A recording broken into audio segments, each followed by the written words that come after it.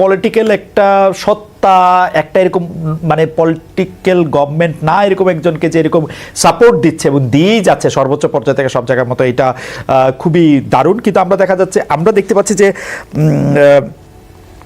আপনাকে অর্থাৎ সিপিবিকে আওয়ামী লীগের সাথে গত রেজিমের সাথে ট্যাগ দেওয়াটাও এই সময়ের মধ্যে সবচেয়ে বেশি বেড়েছে।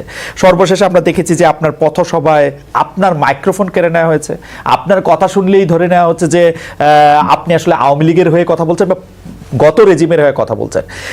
ফাহামের বিশ্লেষণে যেহেতু এই সরকারের সাথে বিএনপির মানে বক্তব্য অনুযায়ী সাফল্য এবং অন্যান্য কিছুর একটা সম্পর্ক রয়েছে, আপনাদের সাথে কি দূরত্ব, মানে ব্যাপারটা কি এই সরকারটা একটু বিএনপি এবং জামায়াতের ভালো লাগার ভালোবাসার সরকার, আপনারা একটু দূরবর্তী, মানে ব্যাপারটাকে আপনি এইভাবে দেখেন কিনা?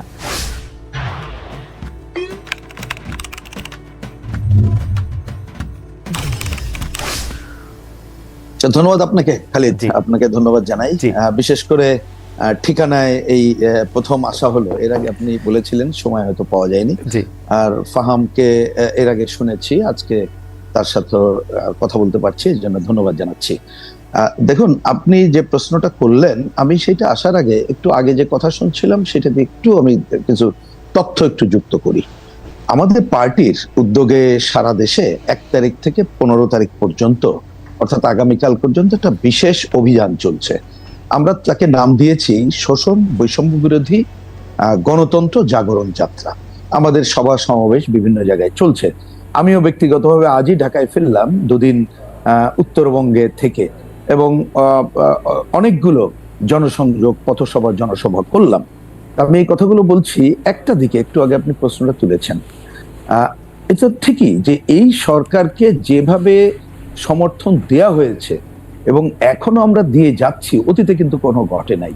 কিন্তু আমি জনগণের কাছে যাওয়ার পরে বরঞ্চ উল্টা প্রশ্নের সম্মুখীন হচ্ছি, হলাম। এর আগে আমাদের তথ্য তাই বলে, সেটা হচ্ছে এই যে আপনারা এই সরকার তো কিছুই করতে পারছে না, কথা বলছেন।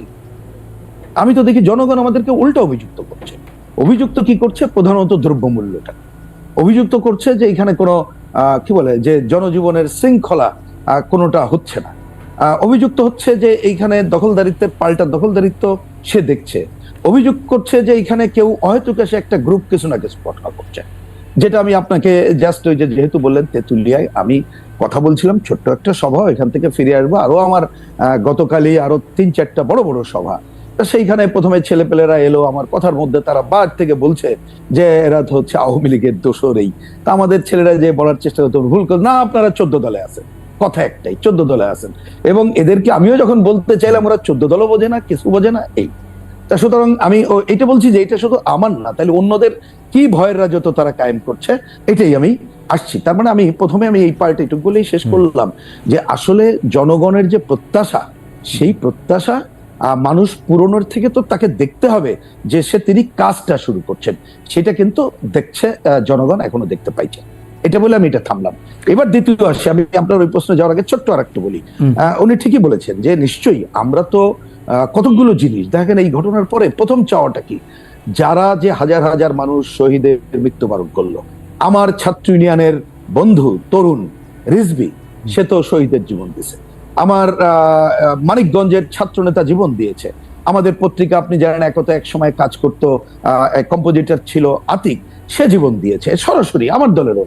কিন্তু তাদের পুনর্বাসনের বিষয় এবং আহতদের বিষয়টা এখনো কেন কোশ্চেন হিসাবে থাকবে? আমি আপনাকে একটা তথ্য দিই।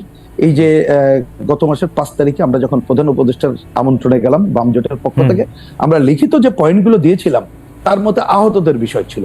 এবং আমি জিনিসটা ইন্টারেস্টিং শব্দটা চলে আসছে বলে বলি, আসলে ইন্টারেস্টিংটা কারেক্ট শব্দ না।